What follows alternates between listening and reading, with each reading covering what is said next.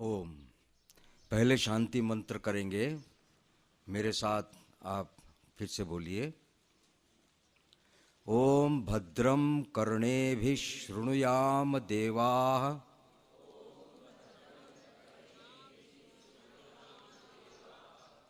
भद्रं पश्येमाक्षभिर्यजत्राः स्थिरैरङ्गैस्तुष्टुवांस्तनूभिः व्यशेम देवहितं यदायुः। स्वस्ति न इंद्रो वृद्धश्रवाः स्वस्ति न पूषा विश्ववेदाः स्वस्ति नस्तार्क्ष्यो अरिष्टनेमिः स्वस्ति नो बृहस्पतिर्दधातु। ओम शांति शांति शांति।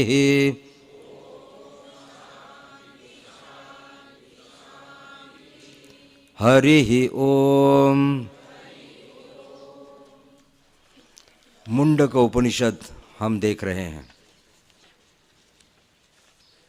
हमने देखा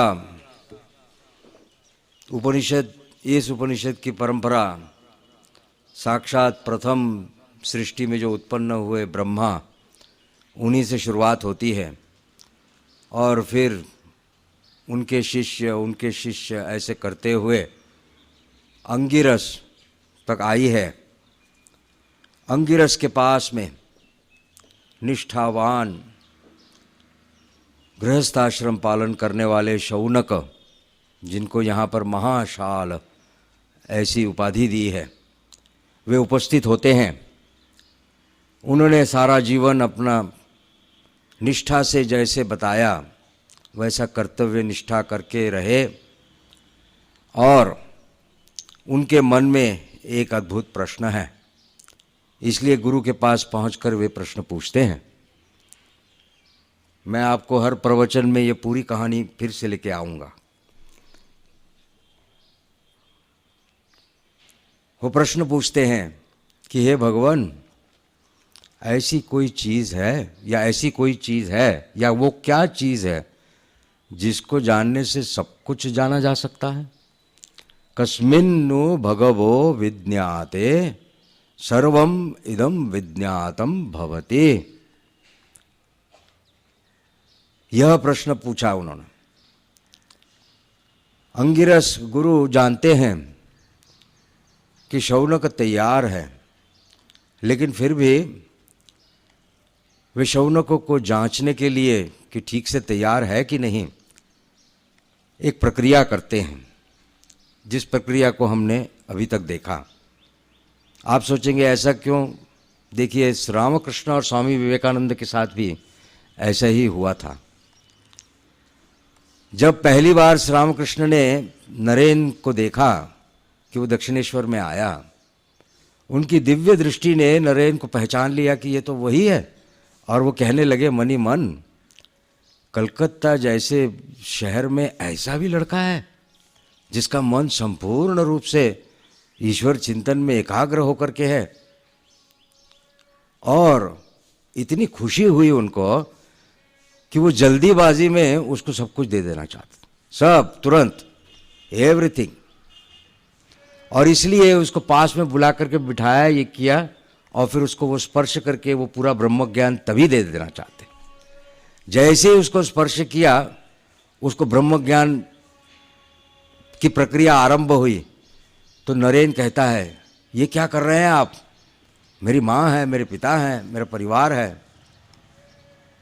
तो श्री रामकृष्ण सोचते, अरे ये तो बिल्कुल तैयार था, दिख तो रहा है बिल्कुल तैयार है, फिर ऐसा क्यों हो गया? इसलिए फिर उसको वो ऐसे हाथ घुमा के, ठीक है बाद में होगा, बाद में। उनको संशय हो गया, अरे सब तैयार है, फिर इस तरह से क्यों कर रहा है, घबरा क्यों रहा है?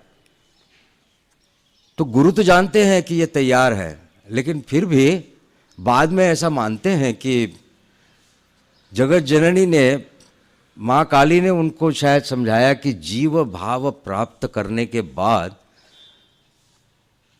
श्रेष्ठतम ऋषि भी, ये जो सप्तर्षि मंडल से आए थे नरेन, ये भी विस्मृति के इसमें अटक जाते हैं और देह धारण करने के कारण देह के साथ लिप्त होकर के सोचते हैं कि मैं सीमित हूँ, असीम नहीं, ऐसा।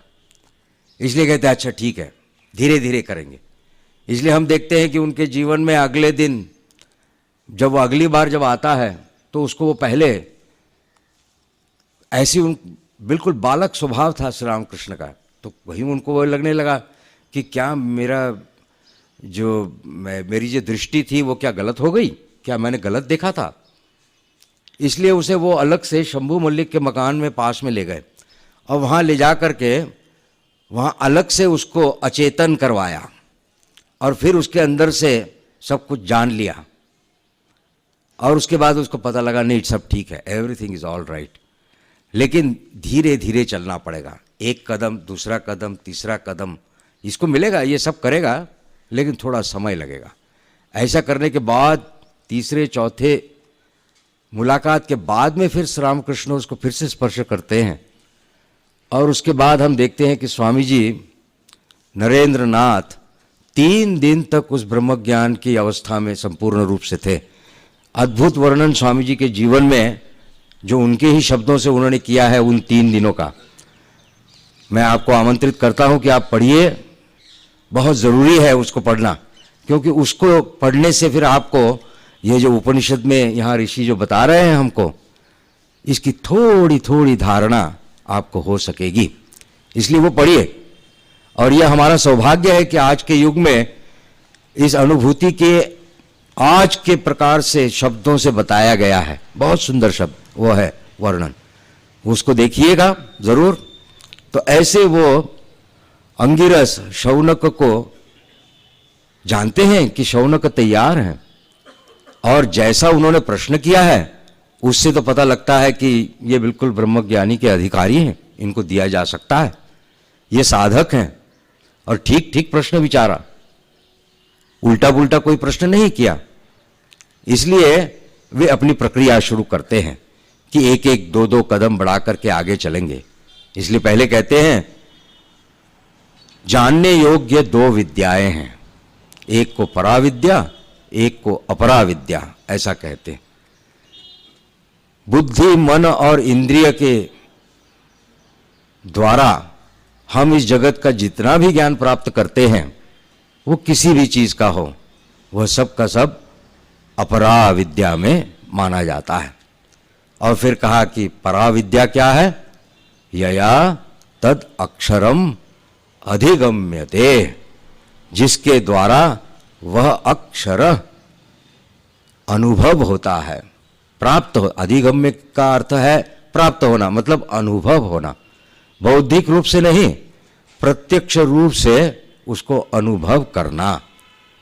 ऐसा बताने के बाद में फिर उन्होंने अक्षर क्या है इसकी परिभाषा की कि वो आंखों से देखा नहीं जा सकता, वो कानों से सुना नहीं जा सकता, उसका कोई रंग नहीं है, उसके हाथ पैर नहीं है, लेकिन फिर भी वो है, नित्य है, विभु है, सब जगह पर है, इत्यादि।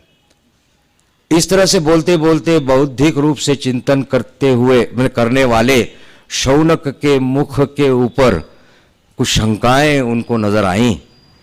इसलिए वो कहते हैं हाँ थोड़ा और पीछे जाकर के शुरू करना पड़ेगा, तुरंत अक्षर ब्रह्म को बोलने से शायद घबरा जाए। इसलिए उन्होंने फिर उससे कहना शुरू किया तदेतत् सत्यम। कौन सा सत्य है ये? जो तुमने अपने जीवन में अभी तक जो पालन किया, यह जो वैदिक विधियों का अनुष्ठान तुमने किया, अपने कर्तव्यों का पालन किया, वह भी सत्य है, क्योंकि वो तुम्हारे जीवन में आवश्यक है। और फिर उनको बताया कि तुमने जो पालन किया उसका एक शॉर्ट वहाँ पर एक संक्षिप्त में वर्णन आता है कि इस तरह से वो वैदिक सब प्रक्रियाएं यज्ञ याग करने पड़ते हैं।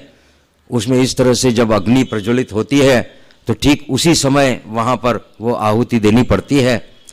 और ऐसे अनेक प्रकार की विधियाँ हैं जो विधि प्रचलित सभी लोग करते हैं प्रतिदिन, और तुमने भी की। वह अग्निहोत्र, उसको भी ठीक से करना पड़ता है। अब हर विधि उसकी एक पद्धति है।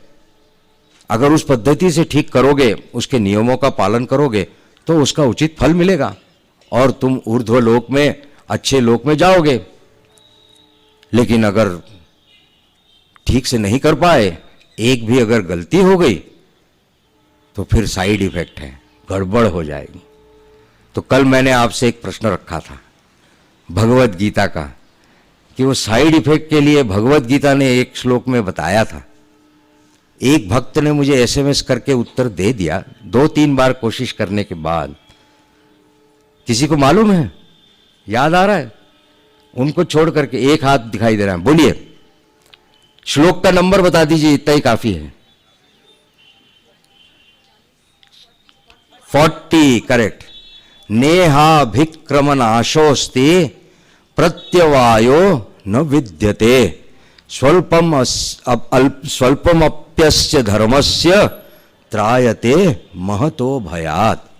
वहां भगवान बता रहे थे बुद्धि योग मैं तुम्हें सिखाऊंगा, उसमें क्या है? न इह अभिक्रम नाशः अस्ति। अभिक्रम, ये वैदिक पद्धतियों में या आजकल के भी कोई भी काम हम करते हैं, उसका एक क्रम होता है। पहले ये, उसके बाद ये, उसके बाद ये, उसके बाद ये सब क्रम से करना पड़ता है। अगर क्रम नहीं रखा गया तो फिर वो चीज कंप्लीट नहीं होती। विशेष रूप से अब दफ्तर में लोग काम करते हैं, क्रम उसका एक है जिसको बोलते हैं प्रोटोकॉल, रखना पड़ता है कि भाई ये फाइल इनकी है, इनसे पहले बोलना पड़ता है आपके इमीडिएट बॉस, उसके बाद उनके ऊपर वाले बॉस। इस तरह से घर में माताएं जब खाना बनाती हैं तो तड़का लगाने से शुरू करते हैं, तो तड़का में पहले क्या लगता है, उसके बाद क्या लगता है। हमारे एक स्वामी जी बहुत अच्छा खाना बनाते हैं, बेस्ट कुक मैंने अभी तक देखा है। तो वो मुझे बता रहे थे, देखो ऐसा है, अब तड़के में ये सब लगता है इसलिए उठा के सब दे दो, ऐसा नहीं होता। हर चीज का अपना समय है, ठीक पहले कौन सा देना है, उसके बाद कौन सा देना है, उसके बाद कौन सा देना है, तभी जाकर के फिर वो टेस्ट आती है। तो अभिक्रम है। तो वहां भगवान बता रहे कि मैं तेरे को ऐसा योग बताऊंगा, बुद्धि योग, कि जिसमें अभिक्रम जो है उसका नाश नहीं होता। मतलब अगर तूने क्रम तोड़ भी दिया कि ये करने के बाद वो करना है, ऐसा ना करके तू पहले वाला ये कर लिया उसके बाद वो कर लिया, तो उससे कोई नाश नहीं होगा। न यह अभिक्रम नाशः अस्ति। इतना ही नहीं, फिर कहते प्रत्यवाय। प्रत्यवाय है मतलब यही साइड इफेक्ट, उसका कोई प्रत्यवाय, कोई साइड इफेक्ट नहीं है। और थोड़ा सा करने से भी, स्वल्पम अपि अस्य धर्मस्य, इस बुद्धि योग को करने से महतः भयात् त्रायते, महान भय से जैसे तुम्हारा त्राण हो जाएगा। ऐसी ही है ये ब्रह्म विद्या। वो बुद्धि योग और ये ब्रह्म विद्या एक ही चीज है।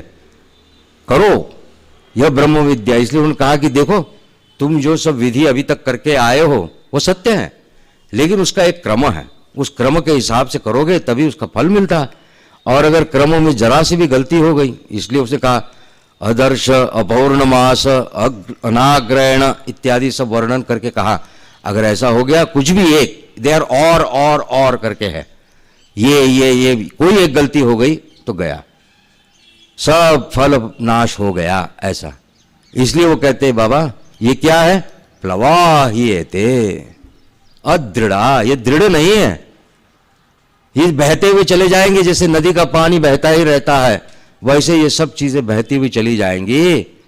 इसलिए देखो तुम इनके चक्कर तो तुमने कर लिए सब कुछ, अब वो तो ठीक है, जितना कर्तव्य है उतना करना, लेकिन अब तुम्हारा मन संपूर्ण रूप से तुम उस अक्षर ब्रह्म में लगाओ। और अक्षर ब्रह्म को जानने के लिए ठीक ठीक गुरु के पास जाना पड़ता है, क्योंकि वो किताब पढ़ने से नहीं मिलता। तो वो गुरु के पास तुम उपस्थित हुए हो, और गुरु भी कैसा, तो गुरु का वर्णन किया, वो अपना ही वर्णन परोक्ष रूप से कर रहे हैं करके कि ऐसा है वो, और इस तरह से उन्होंने ज्ञान प्राप्त किया है। ऐसे व्यक्ति के पास जब तुम पहुंच जाओगे तो वो तुमको क्या करेगा, जो हमने पिछली बार देखा ताम तत्वतो ब्रह्म विद्याम प्रोवाच, जिसके द्वारा ये न सत्यम पुरुषम अक्षरम वेद, जिसके द्वारा वह सत्य पुरुष अक्षर जाना जा सकता है, उसके बारे में वह गुरु शिष्य को बताता है। ऐसा हमने पिछली बार तक देखा। अब मूल अक्षर ब्रह्म बताने के लिए प्रस्तुति हो गई, उसको बता दिया, दिखा दिया करके। यह देखिए, ये जो प्रक्रिया यहां पर है यही चीज दर्शाती है, और मुंडकोपनिषद में इसका दर्शन और एक जगह मिलेगा हमें। वहां पर मैं ये विशेष रूप से यहां बताना चाहता हूं इसलिए कि स्वामी जी ठाकुर खुद कहा करते थे, वेदांत में द्वैत, विशिष्टाद्वैत और अद्वैत सब मिलाकर के ही वेदांत बनता है। पिछले 2000 साल ऐसी एक विचित्र धारणा हो गई है कि केवल अद्वैत वेदांत ही वेदांत है और कुछ नहीं। स्वामी जी के जो प्रवचन उन्होंने चेन्नई में आकर के दिए, उसके बाद लाहौर में उनका बहुत ही प्रसिद्ध प्रवचन है वेदांत का, उसको ठीक से पढ़ेंगे आप देखिए तो वहां स्वामी जी इस बात को बताते हैं कि इन आचार्यों ने, अनेकों ने अपने मत के प्रस्थापन के लिए शास्त्रों को तोड़ मरोड़ के शब्दों को बताया। उपनिषदों में जहां जहां द्वैत विशिष्टाद्वैत की बात आती है उसे अद्वैत कैसा है करके बनाने की कोशिश की, ऐसा नहीं है। उपनिषद में यह तीनों चीजों को पकड़ा जाता है। तो वेदांत क्या है? वेदांत है, एक ही महत्वपूर्ण चीज है कि देह मरने के बाद भी मैं नहीं मरता, न हन्यते हन्यमाने शरीरे। यही मूल वेदांत की परिभाषा है, यही समझना है, यही वेदांत है। अब मैं जो हूं वो कौन हूं? जीव हूं, ईश्वर से पृथक हूं, ईश्वर का अंश हूं, या मैं साक्षात ईश्वर हूं? ये केवल विचारधारा है, अनुभूति से प्राप्त होती है। और ठाकुर इसको बहुत सुंदर तरीके से बताते हैं। ये अद्भुत कहा है उन्होंने, कहते हैं कि साधक जब साधना शुरू करता है और उसे पूछा जाए कि भगवान कहाँ है, कहता है वहां है, वहां है। यह हुआ द्वैत भाव। साधना करके वो थोड़ी सी प्रगति जब करता है तब उसे पूछा जाए कि भगवान कहाँ है, कहाँ है, तो कहता है यहाँ है, अपने हृदय को हाथ दिखाकर यहाँ है। अब वह दूर रहने वाला ईश्वर, जो मैं अलग वो अलग ऐसा लग रहा था, वो अपने ही हृदय में अंतर्यामी रूप से दिखाई देने लगता है। यह अनुभूति की बात है। और उसके बाद में कहते हैं कि जब वो सिद्ध हो जाता है तब उससे पूछा जाए कि ईश्वर कहाँ है, भगवान कहाँ है, तो कहता है सर्वत्र है। यह अद्वैत भाव है। अद्वैत मत नहीं, अद्वैत अनुभूति। साधक जिस अवस्था में है वहीं से वो उसको चलना है। और उपनिषद के ऋषि इसीलिए उपस्थित साधक प्रश्नकर्ता जहां खड़ा है वहीं से उसको समझाते हुए लेके जाते हैं। इसलिए अंगिरस ने शौनक को उनकी अवस्था को देख करके ही कहा कि तुमने जितनी विधि विधान सब किए वो सत्य है, गलत नहीं है, लेकिन उसे एक अगली सीढ़ी चढ़ाने के लिए कहते हैं वो सत्य तो है लेकिन उसमें यह गड़बड़ हो सकती है। इसलिए मैं तुम्हें ऐसी एक चीज देना चाहता हूं कि जिसमें कोई गड़बड़ नहीं होगी, कोई प्रत्यवाय नहीं होगा। और इसको उसको जानने के लिए तुमको योग्य व्यक्ति के पास जाना पड़ेगा। और तुम आए हो, यही योग्य व्यक्ति के पास आए हो, तो अब तुमको हम वह अक्षर ब्रह्म बताते हैं करके देखिए। मंत्र शुरू होता है अगला, तदेतत् सत्यम यथा सुदीप्तात् पावकात् विस्फुल्लिंगाः सहस्रशः प्रभवन्ते स्वरूपाः तथा अक्षरात् विविधाः सौम्य भावाः प्रजायन्ते तत्र चैवापि यन्ति। अब वो ऊपर वाला सत्य बता रहे हैं, इसलिए कहते हैं तदेतत् सत्यम। अब ये सत्य है, अगली सीढ़ी तुमको पकड़नी है, अब यह सत्य है। जैसे साधना में करते करते उसे अब वो पता लगता है वहाँ यहाँ है, अपने हृदय में, तदेतत् सत्यम करके बता रहे हैं।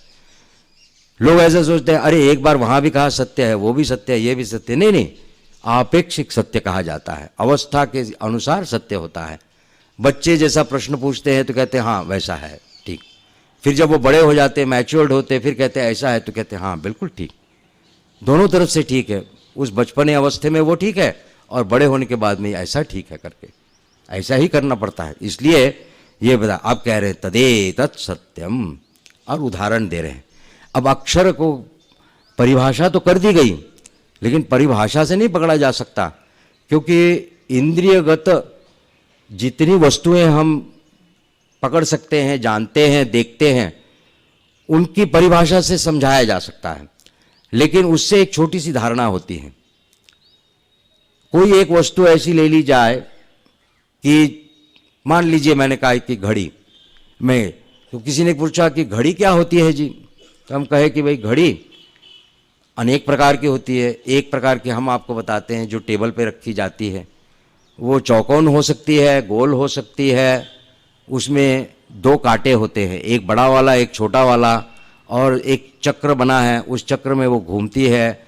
बड़ा वाला कांटा तुमको मिनट दिखाता है, छोटा वाला कांटा घंटा दिखाता है। इस तरह से हम उसका वर्णन, यह परिभाषा तो हमने सब कर ली, लेकिन इससे क्या आपके मन में ठीक ठीक घड़ी के दर्शन हो गए?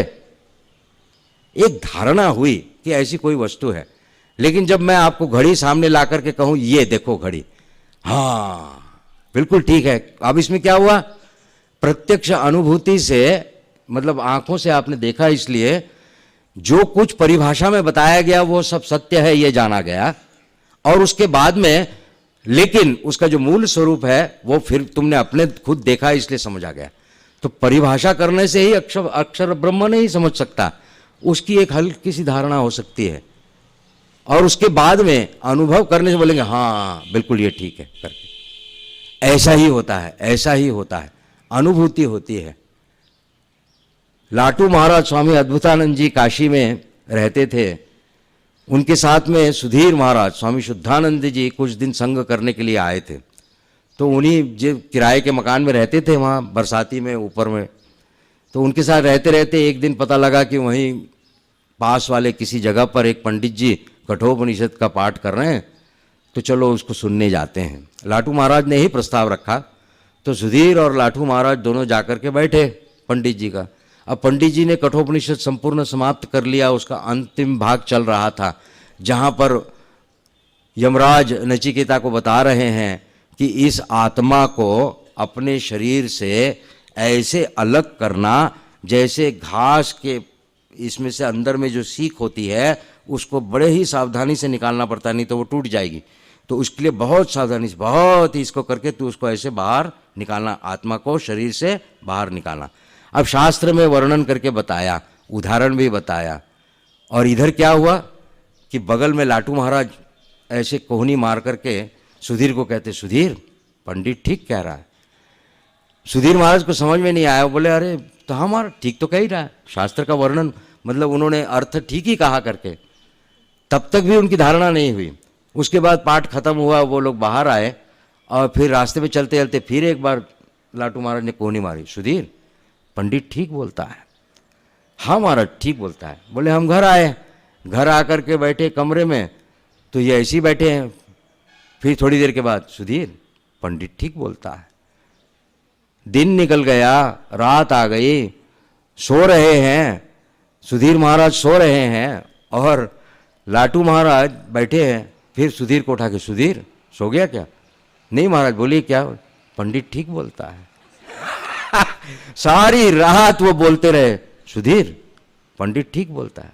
तब सुधीर महाराज खुद ही लिख रहे हैं ये स्मृति कथा, तो बताते कि तब मेरे को पता लगा ये बौद्धिक रूप से नहीं, लाटू महाराज को प्रत्यक्ष उन्होंने अपने शरीर से अपने आत्मा को ऐसे ठीक जैसे किताब में बताया था ठीक वैसे ही प्रत्यक्ष रूप से अलग किया। और इसलिए वो बता रहे हैं अनुभूति के द्वारा कि पंडित ठीक बोलता है। शब्दों की बात नहीं है। तो ठीक वैसे ही अनुभूति से फिर हम कहेंगे हाँ बिल्कुल ठीक बोलता है। अब गुरु यहां शौनक को कह रहे हैं तदेतत् सत्यम, उदाहरण देंगे देखिए, लेकिन जब तक हमको उसकी अनुभूति नहीं होगी, हमको उसकी मतलब ठीक ठीक धारणा नहीं हो पाएगी, लेकिन फिर भी बौद्धिक धारणा हम करने की कोशिश करेंगे। एक उदाहरण दिया, यथा सुदीप्तात् पावकात्, पावक मतलब अग्नि, जैसे अच्छी तरह से प्रज्वलित अग्नि के विस्फुल्लिंगाः सहस्रशः प्रभवन्ते, बहुत सारे विस्फुल्लिंग ऐसे स्पार्क्स निकलते हैं उसी अग्नि के, सहस्रशः हजारों स्पार्क्स निकल रहे हैं, और वो कैसे हैं? स्वरूपाः, अग्नि रूप ही है, अग्नि से पृथक नहीं है, लेकिन वो छोटे छोटे स्पार्क निकल रहे हैं। तथा उसी तरह से हे सौम्य, हे प्रिय, क्या बता रहे हैं? तथा अक्षराद, उसी अक्षर से, अक्षर ब्रह्म से विविधाः भावाः प्रजायन्ते, अलग अलग भाव सब उत्पन्न हुए हैं। तत्र च एव अपि यन्ति, और उसी में वापस फिर मिल जाते हैं। एक उदाहरण बताया, उसी से आए उसी में मिल गए। इससे पहले एक उदाहरण हमने देखा कि जैसे वह मकड़ी अपने ही शरीर से वह जाल निकालती है बाहर और वापिस ग्रहण कर लेती है, ठीक वैसे ही इस अक्षर ब्रह्म से समग्र सृष्टि आई है। उपनिषद पढ़ने का हमारा यही भाव रहता है कि हमें इन शब्दों को जैसे प्रत्यक्ष करने की कोशिश करनी है। इसलिए आप अगर उपनिषद के अभ्यासक हैं तो आपको यह थोड़ी थोड़ी आदत बीच में एक हट करके सोचने की लगानी पड़ेगी। क्या काम तो आप करेंगे, करते करते बीच में रुक करके जो भी काम कर रहे हैं उसमें ये टेबल भी ब्रह्म है, उसी अक्षर ब्रह्म से आया है। ये मेरे शरीर, यह भी वह ब्रह्म है, उसी अक्षर ब्रह्म से आया है, और उसके बाद उसी में विलीन हो जाएगा। ऐसे धीरे धीरे 1, 2, 4 चीजें देखते देखते करना है। और टेबल वगैरह से अच्छा है सबसे पहले कि अपने साथ में जो मनुष्य रहता है ना उसको पहले करें नहीं तो टेबल को ब्रह्म बोलेंगे और बगल वाले को बोलेंगे क्या है, भागो यहां से करके। नहीं नहीं नहीं, वो भी ब्रह्म है।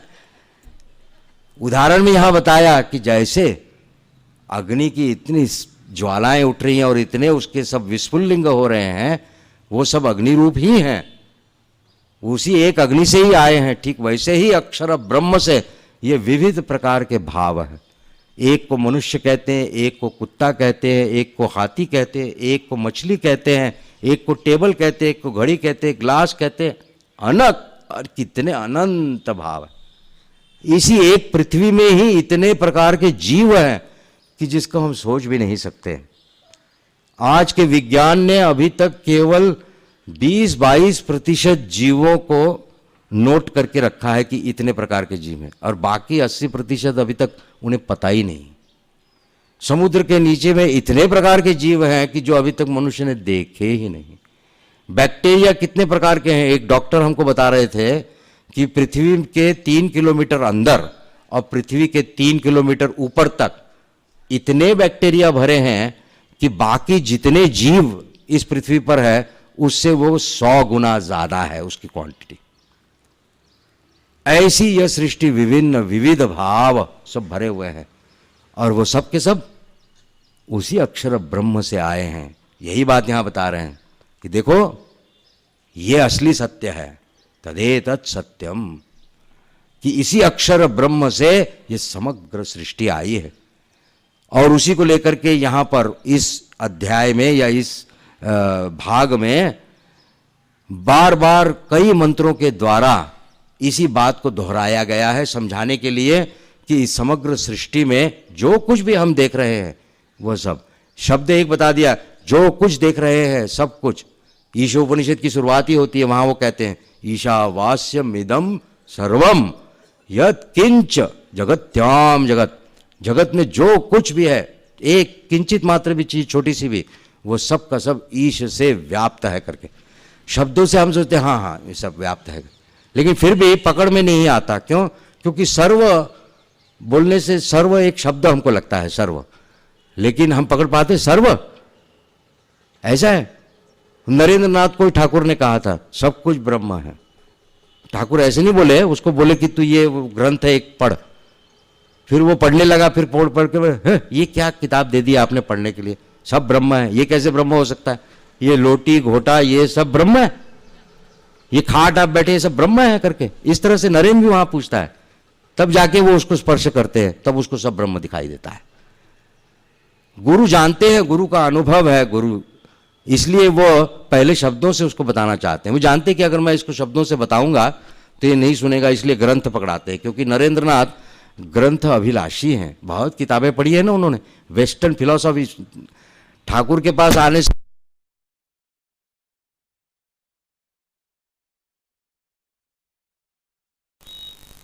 तो ठाकुर के पास पहुंचने से पहले ही नरेंद्रनाथ बहुत मोटे मोटे सब पाश्चात्य तत्व विज्ञान के सब ग्रंथ पढ़ चुके हैं, और वे ग्रंथ अभिलाषी हैं। इसलिए ही ठाकुर उनको सीधे सीधे न बता करके क्या करते हैं, एक ग्रंथ पकड़ा देते हैं कि तू पढ़।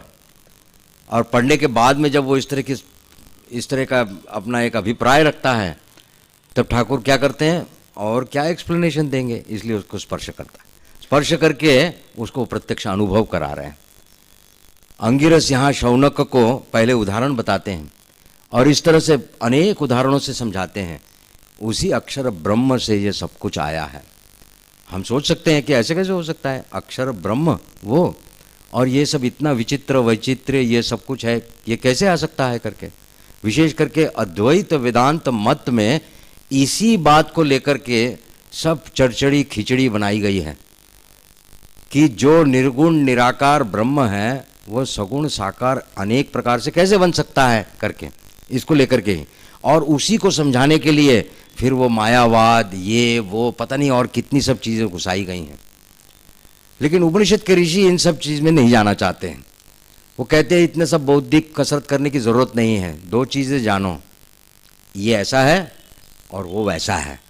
तुम चाहते हो क्या, तो ये रास्ता है, सीधी सीधी बात है। फिर बौद्धिक बोले कोई प्रमाण करने की ज़रूरत नहीं है, अगर तुमको प्रमाण चाहिए तुम दूसरी जगह जाओ, बौद्धिक प्रमाण वहाँ खोजते रहो, और जो जिसको खोजना है वो उधर जाएगा, जिसको अनुभव करना वो इधर आएगा। सीधी सीधी बात है करके। क्योंकि ऐसा कोई कंपलसरी नहीं है कि सबको अनुभव करना ही चाहिए करके, जिसकी इच्छा होगी वो लेगा, है ना। भूख लगी है तो आदमी खाएगा, ज़बरदस्ती खिलाने दे उसको, कितना भी पकवान रखे तो वो खाता नहीं है। तो अगर आपको भूख लगेगी तो आप अक्षर ब्रह्म को ग्रहण कर लेंगे, फिर आपको कोई प्रमाण की ज़रूरत नहीं, कोई कुछ बताने की ज़रूरत नहीं, ऐसा है। इसलिए यहाँ पर सीधी सीधी बात करते हैं। अनेक मंत्रों से उन्होंने यही बात बताई, केवल एक उपनिषद इसको सिंपल भाषा में समझा गए कि वह निर्गुण निराकार ब्रह्म ये सगुण साकार इतने विचित्र रूप से कैसे आया। अद्भुत बात छांदोग्य उपनिषद में आती है, एक ही मंत्र में बहुत सुंदर तरीके से बताई है, और वही सबसे अच्छा एक्सप्लेनेशन है। वो कहते हैं विकारो नाम रूप ध्येयम, जो जितने विकार तुम देख रहे हो ना वे केवल क्या चीजें हैं, नाम और रूप। एक रूप है मतलब एक आकार हमको दिखता है, एक शेप हमको दिखाई देता है, और उस शेप को एक नाम दिया गया। यह एक वस्तु है, इसको एक हमने नाम दिया घड़ी। यह एक वस्तु है, इसको हमने नाम दिया ग्लास। उसके ऊपर में यह रखा है, ये एक और एक वस्तु है, इसको हम नाम देते हैं कोस्टर। इस तरह से ये एक वस्तु है, इसको बोलते हैं माइक, इसको बोलते हैं स्टैंड, इसको बोलते हैं टेबल। क्या हुआ, एक आकार हमको दिखाई देता है और उसके साथ एक नाम लगाया गया है। तो जितने विकार हैं उनको हम कैसे परिभाषित कर सकते हैं, अद्भुत प्रकार का, एक नाम और एक रूप, बस। लेकिन उसके अंदर जो मूल है वो वही असली सत्य है बोले। बाकी अब वो हमको दिखाई नहीं देता, हमको तो नाम मतलब हमको नाम पता लगता है और एक आकार दिखाई देता है। हम नाम और रूप के इसमें फिर कहते हैं ये कैसे संभव है करके, लेकिन है, ऐसा है वास्तविक, और उसी को वो समझा रहे हैं। एक और मंत्र है, देखिए नीचे, एतस्मात् जायते प्राणो मनः सर्वेन्द्रियाणि च खम वायुर्ज्योतिरापः पृथ्वी विश्वस्य धारिणी। इतने सब मंत्रों में से मैंने केवल एक और सिलेक्ट कर लिया, उदाहरण के स्वरूप में यहाँ बताया कि अक्षर ब्रह्म से ये समग्र सृष्टि उत्पन्न हुई। इस मंत्र को इसलिए लिया कि इसमें देखिए अर्थ, एतस्मात् मतलब अक्षरात् मतलब इस अक्षर से, जायते उत्पन्न होता है क्या, प्राण मन सर्व इंद्रियाणि। उसी मन, इससे वही अक्षर से यह शुरू होता है। हमारे प्राण, हमारा मन, हमारी इंद्रियां, ये व्यक्तिगत रूप से हम अनुभव करते हैं, कहते उसी अक्षर ब्रह्म से आए हैं। इतना ही नहीं, कहते खम मतलब वह आकाश, वायु, ज्योति ही मतलब ये सूर्य चंद्र जो कुछ भी सब दिखाई दे रहा है, और यह पृथ्वी विश्वस्य धारिणी मतलब इस समग्र पृथ्वी में जितने जीव है उसको धारण करी हुई यह पृथ्वी, वह भी उसी अक्षर ब्रह्म से आई है। लेकिन अब पूरी सृष्टि का चिंतन करें, फिर अक्षर ब्रह्म वहां से शुरू करने की फिर कैसे करेंगे, करते करते बहुत समय निकल जाएगा, इसको ठीक से नहीं पकड़ पाएंगे। इसलिए ऋषि लोगों ने देखिए क्या अद्भुत किया कि आपसे स्वयं से लक्षित करके, जब सब कुछ ही ब्रह्म है तो सबसे पहले चीज हमें क्या पता लगती है, मैं अपने आप को पहचानता हूं, अपने शरीर को पहचानता हूं और अपने व्यक्तित्व को पहचानता हूं। बोले यहीं से शुरू करते हैं, यही ब्रह्म है। देह मन सब कुछ ब्रह्म है, इसलिए मन प्राण सब कुछ ब्रह्म है, उसी अक्षर ब्रह्म से आया है। अपने आप को भी देखेंगे आप ब्रह्म के रूप में, लेकिन कैसे देखना है, अगर मैं ब्रह्म हूं, मेरा शरीर ब्रह्म है, तो इसका मतलब ये नहीं कि दूसरा वाला ब्रह्म नहीं है करके, ऐसा नहीं होना चाहिए। अगर मैं इसको मानता हूं तो फिर सब शरीर ब्रह्म है, मैं अपने व्यक्तित्व को ब्रह्म मानता हूं तो सब व्यक्तित्व ब्रह्म है। ऐसे साथ में लेकर के चलना पड़ेगा, नहीं तो गड़बड़ हो जाएगी, गलती हो सकती है। ये दोनों को सबको साथ में लेकर के चलना पड़ेगा। लेकिन खोज, जब हम खोजने गए हैं, प्रत्यक्ष अनुभव करना चाहते हैं, तो हम कहां से शुरू करेंगे, हम अपने ही व्यक्तित्व से शुरू करेंगे। इसलिए उस व्यक्तित्व को दिखाने के लिए इसके बाद का मंत्र मैंने यहां पर चुना है। देखिए, पुरुष एव इदम विश्वम कर्म तपो ब्रह्म परामृतम एतद्यो वेद निहितम गुहायाम सहा अविद्या ग्रंथिम विकिरतीह सौम्य। ये इस भाग में यह अंतिम मंत्र माना जाता है। वहां पे उसने कहा, बताया तो इतने सब समग्र सृष्टि सब कुछ, मेरा व्यक्तित्व भी, मेरा शरीर भी, सब कुछ उसी अक्षर ब्रह्म से उत्पन्न हुआ है। तो इसलिए मैं उसको कहां से खोजूंगा, मेरे ही हृदय से। इसलिए वो उसको बता रहे हैं कि देखो, वह पुरुष एव इदम, वही पुरुष ही ये सब कुछ हुआ है। विश्वम, इदम विश्वम, वही पुरुष है, मतलब वही अक्षर ब्रह्म है। और इसमें इस जगत में जितने भी सब हम कर्म करते हैं, कर्म फल है, सब कुछ वो भी वह है। तपस्या करते हैं, तप करते हैं, तप का मतलब केवल उपवास करना या एक पैर पे खड़े होना, इसको तप नहीं कहते। तप का मूल अर्थ होता है तप, ताप हम समझते हैं, मतलब हीट। जो भी करते हैं उसमें भी हीट जो जनरेट होती है वो भी तप माना जाता है। तो अगर आप चेयर में बैठे हैं और चेयर बैठते बैठते 4-5 घंटे के बाद चेयर गर्म हो जाती है, तो वो भी तो गर्म हो रही है ना, तो तप हो रहा है। इसलिए सब प्रकार की क्रियाएं जिससे हीट उत्पन्न होती है उसे तप यहाँ कहा, वही ब्रह्म है। और कहा पर अमृत, वही परामृतम, सब मतलब सूक्ष्म स्थूल जो कुछ भी है वो वही एक पुरुष है। एतद यो वेत्ति, मतलब वेद इस तरह से जो जानता है। लेकिन इस तरह से जानता है मतलब कैसे जानेगा, अभी तक तो कुछ जाना ही नहीं हमने, तो कहां देखेंगे, बोले कहां देखेंगे, ये सब तो देख रहा हूं लेकिन कैसे समझेंगे। निहितम गुहायाम, यही तुम्हारे ही गुहा में, जैसे तुम्हारे ही शरीर में वो वहीं पर रहता है। निहितम गुहायाम, ऐसा जो जानता है कि जो समस्त जगत में है वही मेरे हृदय में अंतर्यामी रूप से है, जो सब वस्तुओं में है वही मेरे हृदय में अंतर्यामी रूप से है, ऐसा जो जानता है। एतद यो वेद, इस तरह से जो जानता है वही व्यक्ति सह अविद्या ग्रंथिम विकीरति, अविद्या रूपी ग्रंथि को जैसे वो काट देता है। यह यहीं पर यहीं काटता है, कहीं स्वर्ग में जाकर के ब्रह्मलोक में अमुक लोक में जाके काटने की बात नहीं कहते। उपनिषद कहीं तुमको नहीं कहते कि वहां जाओ वहां जाओ वहां जाओ, नहीं, यहीं इसी जन्म में यहीं पर अभी इसको तुम करोगे तो यहीं सब तुम्हारी अविद्या ग्रंथि चली जाएगी। अब ये शब्द तो बहुत आता है शास्त्रों में, उपनिषदों में भी आता है, सब जगह अविद्या ग्रंथि। अविद्या ग्रंथि क्या है? हम कहते हैं अरे क्या ग्रंथि है। मैं भी जब घर छोड़ के आश्रम में आया तो फिर शास्त्र हमको महाराज पढ़ाते थे वहाँ पूना में, स्वामी भौमानंद जी महाराज। तो फिर ये शब्द बार बार आता था, अविद्या ग्रंथि है, ये है। तो कब लगता था यार कहाँ है वो गांठ, वैसे ही खोल दो, कहाँ दिखाई तो देती नहीं, कौन सी अविद्या ग्रंथि है करके, ये समझ में नहीं आता था। कोशिश तो करते अच्छा कुछ है, कोई एक गांठ है करके, तो कैसे खुलती है फिर वो इसमें लीला प्रसंग में वो कहानी भी पढ़ी कि श्री रामकृष्ण जब काशी में गए थे तो उनको वो मणिकर्णिका घाट के सामने से गुजरते हुए उनको एक दर्शन हुआ। क्या दर्शन हुआ कि हर जीव स्वयं माँ अन्नपूर्णा उस जीव की अविद्या ग्रंथि को खोल रही है, ऐसा करके। और उसके बाद में फिर भगवान शिव उसको ब्रह्म मंत्र कान में सुना रहे हैं और इसके कारण उस जीव की मुक्ति हो जा रही। तब फिर भी सोचने लगे फिर अविद्या ग्रंथि मतलब क्या है, क्या खोलती, कोई एक्चुअल गांठ होती है कोई कि जो खोल रही है, क्या कर रही है। थोड़ा थोड़ा अभी समझ में आने लगा है, जो मुझे समझा वो मैं आपको शब्दों से बताने की कोशिश करूंगा करके। मैं अपने आप को वो जो सीमित सोचता हूं कि मैं शरीर के साथ में हूं, मैं पूछिए ना अपने आप को, आप प्रश्न पूछिए मैं कौन हूं, तो आप कहेंगे मैं अमुक अमुक।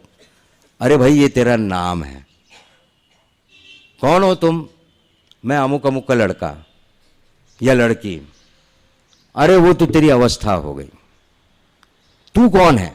ऐसे करते करते हमको लगेगा कि हम फिर सोचते हैं मैं देह हूं। अरे ये तो तेरा देह है। इस तरह से हम कौन है इसमें आते आते ये जितनी भावनाएं मैं के साथ में जो जुड़ी हुई हैं, शरीर, संबंध, दूसरे व्यक्ति, ये सबको लेकर के एक नाम, ये जो कुछ भी धारणा ऐसी हुई है कि मैं यह सीमित इस शरीर को लेकर के और इन सब व्यक्तियों के साथ जुड़ा हुआ हूं, ऐसा जो भावना है इसे ही वो ग्रंथि कहते हैं। और क्योंकि हम इतने प्रकार से उन भावनाओं को हमने तैयार किया है, केवल एक नहीं है, इसलिए वो जैसी एक बहुत उसमें ऐसे पैंच लगी हुई गांठ है वो कि पता ही नहीं लगता। ऐसी कुछ गांठ बनती है ना, फिर खोलने के लिए उसको वो सिरा ही नहीं मिलता, कौन सा खींचूं। ऐसा हो गया है कि वो देह वाले खींचूं या फिर वो पुत्र या पुत्री वाला खींचूं या पत्नी वाला खींचूं या पति वाला खींचूं या क्या बोलते हैं उसको कि वो मेरे संतान है वो वाला खींचूं। कौन सी गांठ, मतलब कौन से तंतु को पकड़ के खींचूं कि खुल जाए। इतने सब तंतु हो गए, इसलिए उसे कहते हैं कि यह गांठ लगी ऐसी जबरदस्त, यह गांठ वो है। बोले हाँ बात तो ठीक है। अपने आप को हमने ही खुद गांठें बांधी है, एक ये गांठ फिर वो गांठ। बच्चा बिल्कुल सहज होता है। जब बालक, माताओं ने देखा होगा कि जब बालक बहुत छोटा होता है, जन्म लेता है, तो वो आंखें फाड़ फाड़ के देखता है, उसे कुछ समझ में ही नहीं आता, बहुत आनंद में था, उसके बाद पता नहीं ये कहाँ आ गया। और उसको जब समझ में नहीं आता तो रोने लगता है वो, बिकॉज उसे समझ में क्या हो रहा है, मतलब व्हाट इज दिस। उसके बाद में जैसे जैसे वो थोड़ा थोड़ा बड़ा होता है तो उसको माता और पिता क्या करते हैं, उसको ब्रेन वॉश करते हैं। ये कौन है? माँ। बोल बोल माँ।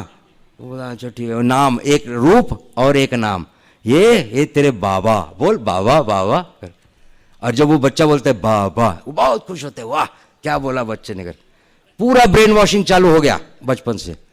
और ये जितने सब संबंध लगाए, ये तेरा भाई है, ये तेरी बहन है, ये अमुक वो है, फिर ये है, ये कपड़ा देख इसको पैंट बोलते, ये वो देख कौवा कहो कहो कहो, कितना सब बताते, सब ब्रेन वॉशिंग चालू हो गया।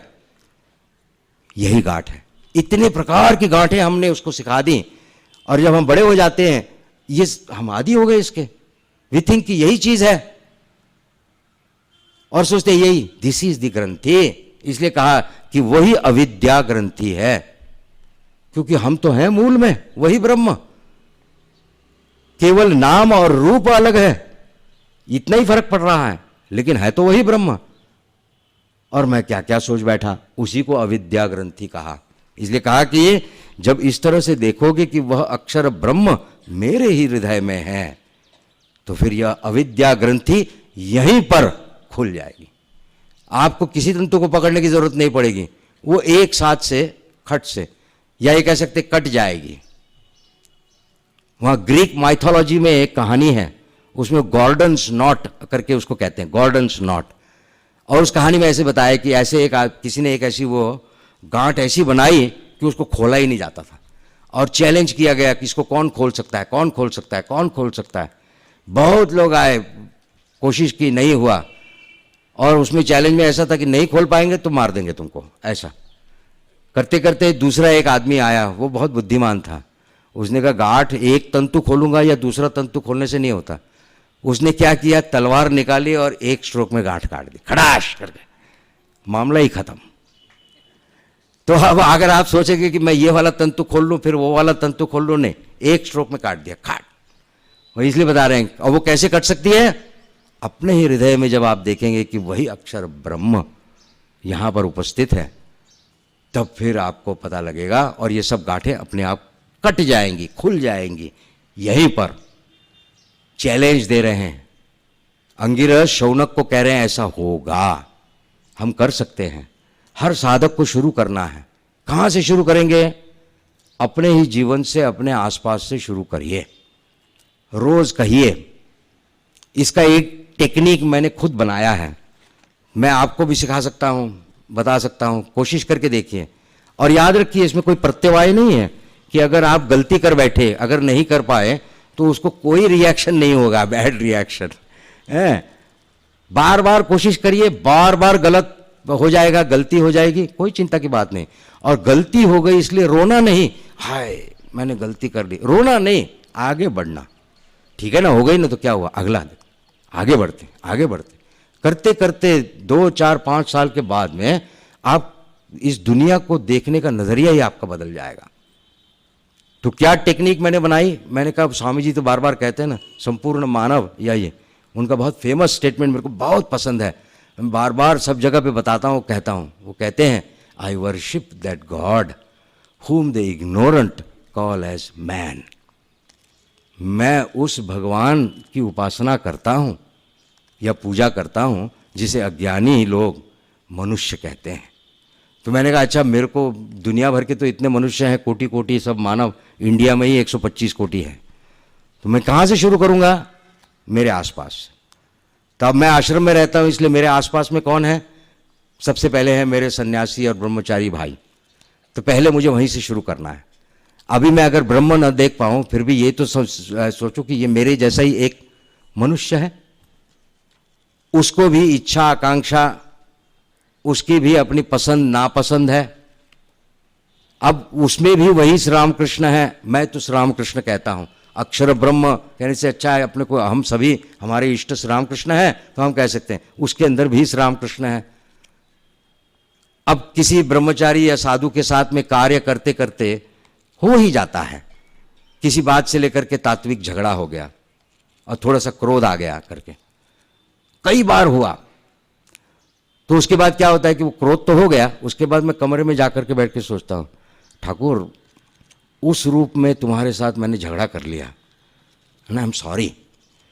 तो तो मन में ही फिर आया वो, यहां बैठे बैठे सॉरी क्या बोल रहा है? उस रूप में जो ठाकुर है ना, उसको सॉरी बोल सकता है तेरे को डेयरिंग है तेरा इतना? हाँ चल करके देखते हैं यार क्या होगा, ज़्यादा से ज़्यादा क्या हो जाएगा, लगेगा कि हम छोटे हो गए, और हम कहाँ इतने बड़े हैं, हम तो छोटे ही हैं, कोई चिंता नहीं। तो वापिस आया, फिर उसको बोला सॉरी भाई तुम्हारे साथ झगड़ा किया। अरे नहीं नहीं यार ठीक है करके देख मिल गए। ऐसे शुरुआत की, ऐसे करते करते मैं वो बनारस में जब पहुंचा तो वहाँ पे सभी कर्मचारी, चाहे वो मेरे अंडर में काम करने वाला हो, उसको मैंने और एक टेक्निक लगाई। क्या? किसी को ऑर्डर नहीं करना, आदेश नहीं देना, सबको विनंती करनी पड़ेगी। तो किसी को कोई काम करवाना हो इवन कर्मचारी से, तो उसको अरे भाई सुनो, हाँ महाराज जी, अच्छा ये ऐसा ऐसा था, क्या तुम कर सकते हो, ऐसा पूछना शुरू किया। अब जैसे मैंने ये टेक्निक लगाई और ऐसा करना शुरू किया, तो मेरे साथ में दूसरे एक हमारे सीनियर स्वामी जी हैं, मेरे मित्र हैं वो हंसने लगे। उन्होंने देखा तो वो हंसने लगे। मैंने कहा क्यों हंस रहे हैं आप इस तरह से? नहीं मैं समझ रहा हूँ तो क्या करने की कोशिश कर रहा है। नहीं, I am trying sincerely to do that. अब मेरे को बार बार इस तरह, तो मैं सोच रहा हूँ they are all Brahmin, so I want to try that करके। वो फिर भी हंसने लगे जोर से। बोले क्यों? अरे तू जानता नहीं है रे, तेरे आवाज में ही आदेश है। बोले तू मुंह खोलेगा ना तो लगता है कि तू ऑर्डर कर रहा है, तू रिक्वेस्ट नहीं कर रहा। तू अगर कहेगा ना कि अरे भाई क्या तू ये कर सकता है, वो it is not a request, it is an order, तो तेरे आवाज में ही ऐसा है। तो पहले मैं थोड़ा सा निराश हो गया कि शायद ऐसे ही होगा, गलती हो गई शायद क्या। फिर मैंने कहा नहीं, पास्ट इज पास्ट, वो सोचना नहीं है, कितनी भी गलती हो जाए इसका कोई प्रत्यवाय नहीं है। ये जो हम साधना कर रहे हैं इसका कोई प्रत्यवाय नहीं है, नो प्रॉब्लम। भूल हो गई ना, फिर करेंगे फिर करेंगे फिर करेंगे। करते करते 3 साल के बाद में उस आवाज में थोड़ी सी मृदुता आ गई, थोड़ी सी आई, ज्यादा नहीं आई, थोड़ी सी आ गई। और उसके बाद में फिर देखा, एक अद्भुत परिवर्तन देखा। जिसको मैं ऐसी विनती करता हूं वो बहुत ही प्रेम से, हाँ क्यों नहीं महाराज, जरूर करेंगे। लेकिन ऐसे भी हुआ, उसको किसी को विनती की, भाई ये ऐसा कर सकते हो? नहीं महाराज वो तो अभी ये मुश्किल है। उस वक्त अब ये सोच करके चले कि मैं टेक्निक लगा रहा हूं और इसने टेक्निक नहीं ली तो बुरा नहीं मानना, because has to be sincerity. जब उसने कहा कि नहीं महाराज ये है, अच्छा भाई सॉरी, ठीक है तू वो वाला काम कर ले, मैं देख लेता हूं, अब कोई नहीं करेगा तो मुझे करना ही है करके, ऐसा करके शुरू करते करते धीरे धीरे दिखाई दिया कि 90% विनती से बहुत काम हो जाते हैं, आदेश करने की जरूरत नहीं। और उसके साथ साथ में ये लगने लगता है कि मेरे पास वाला यह व्यक्ति भी आदरणीय है। और फिर अब उसके साथ में वो लगाने लगा, आदरणीय क्यों है? क्योंकि श्री रामकृष्ण उसके अंदर है। ऐसा करते करते 7 साल कोशिश करके भी एक स्वामी जी हमारे थे, कर नहीं पाया। तो फिर मैं ठाकुर का दूसरा रूल अप्लाई किया। ठाकुर कहते हैं ना कि सब इसमें नारायण है, लेकिन बाघ नारायण को दूर से नमस्कार करो। उसको आलिंगन नहीं देना। अब वो स्वामी जी के साथ मेरा इतना बार झगड़ा हुआ, इतना बार मैंने लॉजिक लगाया कि अरे वही ठाकुर ही है यार, ठाकुर ही है यार, नहीं कर नहीं पाया। फिर फाइनली क्या किया कि वो दूर से दिखाई देने से मैं रास्ता बदल देता था। मेरे को लगा कि अब ये कुछ मांगने आएंगे, कुछ करने आएंगे, तो फिर झगड़ा होने की संभावना है, इसलिए मैं क्या करता था, मेरे असिस्टेंट को बोलता तू बात कर ले। ऐसा करके मैं ये करने की कोशिश करने लगा। लेकिन फिर मैंने कहा नहीं, डजंट मैटर, सक्सेस फैक्टर कितना है, 80% सक्सेस हो गया। अगर 20% कुछ लोगों के साथ में नहीं हुआ तो उसमें निराश होने की जरूरत नहीं, करते रहिए, क्योंकि इसमें कोई साइड इफेक्ट नहीं है। Start with your own life. अपने ही आसपास में जो लोग बैठे हैं इनसे हम शुरू करेंगे कि हम यह सब ब्रह्म है। यह जो बताया यहां पर मंत्र में कि समग्र सृष्टि उसी अक्षर ब्रह्म से उत्पन्न हुई है, मेरे मन प्राण शरीर सब कुछ उसी अक्षर ब्रह्म से शुरू हुआ है, सब कुछ वही है। तो उसकी प्रैक्टिस कैसे करेंगे? और ऐसा करते करते दृष्टि बदलती चली जाएगी। अब ऐसा लगने लगता है हाँ ठीक, तो बिल्कुल ठीक। तो अब ये ठाकुर है, मैं ठाकुर को कैसे गाली दे सकता हूं? मैं ठाकुर को दुख कैसे दे सकता हूं? नहीं, ठाकुर तो मेरे इष्ट हैं। फिर बहुत कभी कभी ऐसे लगता था कि छी मैंने ऐसा कर दिया करके। और फिर ऐसा करते करते अभी शिमला में उस दिन मैं, अब ठंडी वहाँ भयंकर है, स्नान करने के बाद बहुत जल्दी से सब कपड़े पहन लेने पड़ते हैं, नहीं तो गड़बड़ हो जाएगी। तो वो स्नान करने के बाद कपड़े पहनने के लिए ऐसे किया, तो वो नीचे बैठने की जगह पर एक वो प्लास्टिक का स्टूल रखा था, वो स्टूल वो पैर में लग रहा था इधर उधर। तो मैंने क्या किया, पैर से ही उसको ऐसे स्टूल को उधर खिसकाया और इधर तौलिया लेकर के वो करने लगा। तब याद आया स्टूल भी तो ब्रह्म है। फिर बोला ए स्टूल ब्रह्म, वेरी सॉरी है। फिर अगले दिन बाथरूम में वो पैर जाने वाला था, मैंने रोक लिया, हाथ से स्टूल को उठाया, दूर किया, वेरी सॉरी करके फिर से अपना कपड़ा। ऐसे शुरू होगा, ऐसा कर सकते हैं। Then you will start feeling कि तुम्हारा हृदय ना बड़ा हो जाएगा ऐसा। और उपनिषद की यही आवश्यकता है, उपनिषद हमसे यही मांगता है। कोई ट्यूबलाइट नहीं लगेगी। माँ शारदा बताती है कि भगवान लाभ या ब्रह्म दर्शन होने से क्या तुमको कोई ट्यूबलाइट, दो शींग निकलेंगे क्या? बोले नहीं, तुम्हारे देखने का दृष्टिकोण बदल जाएगा, तुम्हारा स्वभाव बदल जाएगा, तुम्हारा लोक का व्यवहार पूरा परिवर्तित हो जाएगा। तो ऐसा होगा, सब जगह पे वह ब्रह्म तो है और उसको देखना है। और ऐसी ये पद्धति, तो फिर उसको और एक पद्धति यहाँ बताएंगे। एक तो ये बताई, अब एक ध्यान की पद्धति अगले इसमें बताएंगे, जो हम अगले वाले इसमें प्रवचन में लेंगे दोपहर को 2:30 बजे। अभी भजन गायक आ गए हैं? अच्छा ठीक है, अच्छा शांति कर लेते हैं, मेरे साथ बोलिए, ओम शांति शांति शांति, हरि ओम तत्सत। श्री राम कृष्णार्पणमस्तु।